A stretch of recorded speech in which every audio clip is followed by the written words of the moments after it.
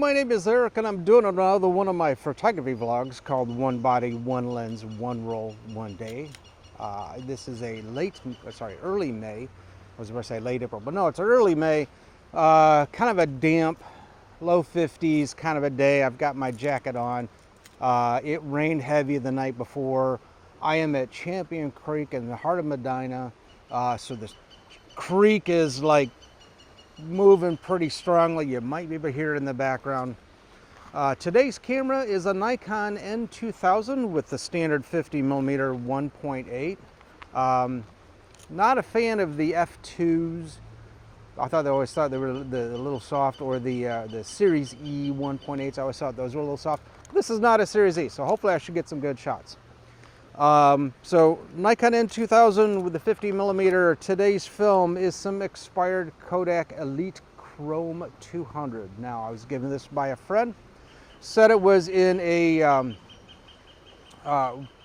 frozen for a couple years, then refrigerated. It's been out of the refrigerator for maybe a year. So I'm going to shoot it at rated speed of 200, even though the expiration date is 2010. So 16 years out of date. I'm going to go ahead and shoot it at rated and see what happens. Two reasons. One, I've been told that it's been frozen, refrigerated for most of that time. Two, I have not had great luck with slide film in this project. Not sure why. It's just, camera open up in the back, a misload on my fault.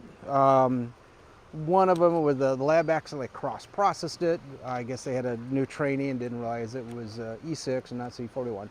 But that can produce interesting results. Let's load this guy up and get going. All right, so the N2000 was Nikon's first camera. First camera with the DX coating, and it's got the dots in here so you can read the film speed. And the first camera with their built-in motor drive versus an accessory motor drive that the FEs, FAs, you'd have attach it, or the power grip, whatever. And so today, I'm going to set that for 200. So now we are all set for 200.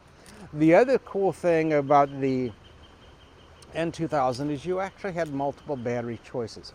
Originally came with AAA batteries with a AAA carriage in the bottom of this.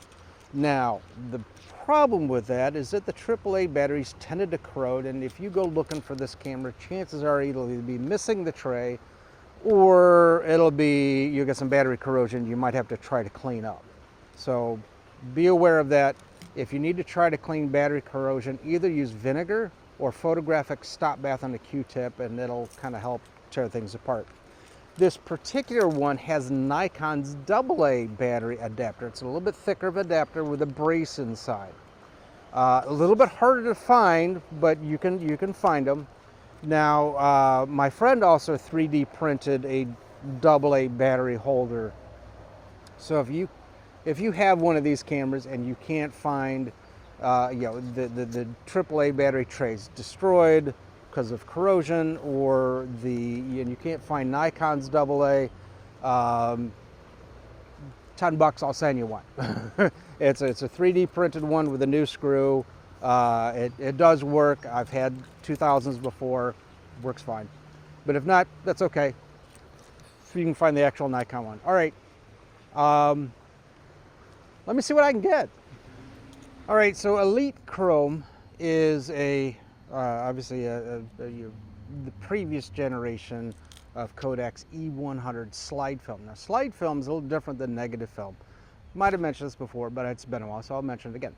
So when you shoot normal color film or color print film and or black and white print film, you get your negatives back, and then you get your prints or your scans. And if you look at a negative and know how to read a negative, all your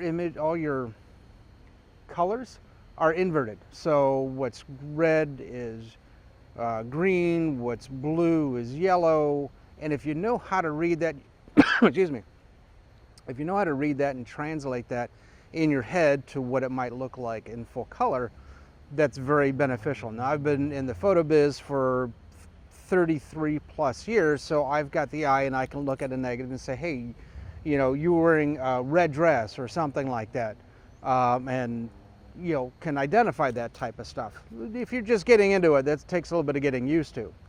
Now, slide film gives you the positive image. So if it's a red dress, it's a red dress. The problem is kind of twofold, maybe threefold, but twofold. It's different chemistry. So a lot of labs don't do it in-house. They'll send it out, usually 3 to 5 weeks to get it back. Or if they do it in-house, they do it in small batches, which means they wait till they get enough rolls to create the chemistry or mix the chemistry and get their machine up and running. Typically it's about 20 to 30 rolls. In some labs they get that, you know, a week, so they'll be running slide film like maybe every Friday. But in some cases, you know, especially if things slow down, they may have to wait 2 or 3 weeks before they get enough rolls of film to run their machine. So you're still typically maybe a 1 to 4 week wait, even for those places that do it in-house, just because of a volume thing. They got to keep their chemistry fresh. Totally understand, been there before, yeah. All right, I'm gonna head down that way. I got some debris from the train tracks. Just remember, don't go on active tracks. I know these are active tracks. I don't want to be run over by a train. All right, let me get some shots here, then I'll go down that path. All right, be right back.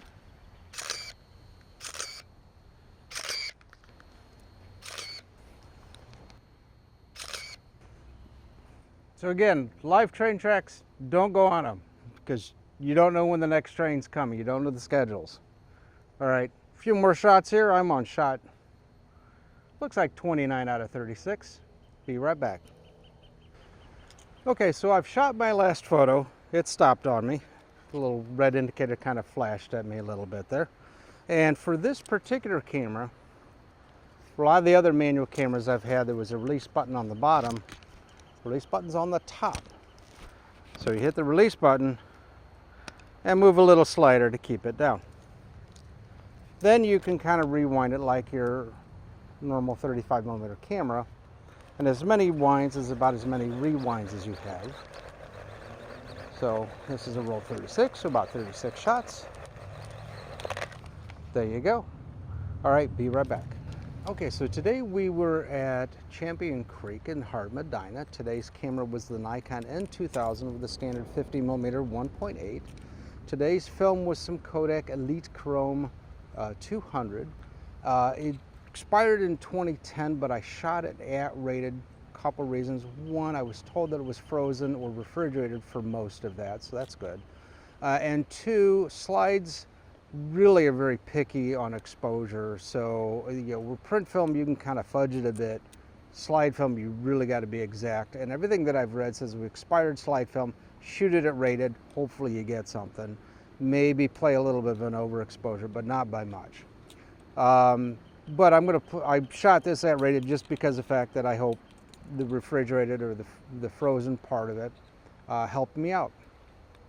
Okay, I'm going to post the images at the end. It'll probably be a couple weeks before this episode came out. It is currently early May, so it might be late May or early June before this episode gets posted. Feel free to give the images a thumbs up. Feel free to let me know your experience with expired slide film. It's been all across the board for me, from cross-processed in the lab accidentally for a misload on my fault. 1 or 2 I think came out okay with the Pentax 645.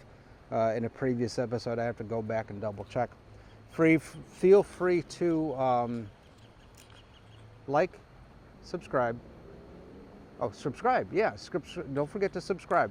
New episodes try to come out every Friday and Saturday, and I've started converting some of my early episodes into shorts, so you don't need to listen to all the in-between stuff. I say camera, I say film, you see results. You know, 30 seconds if you want to see what some cool films do. All right, thanks for watching. We'll see you next episode.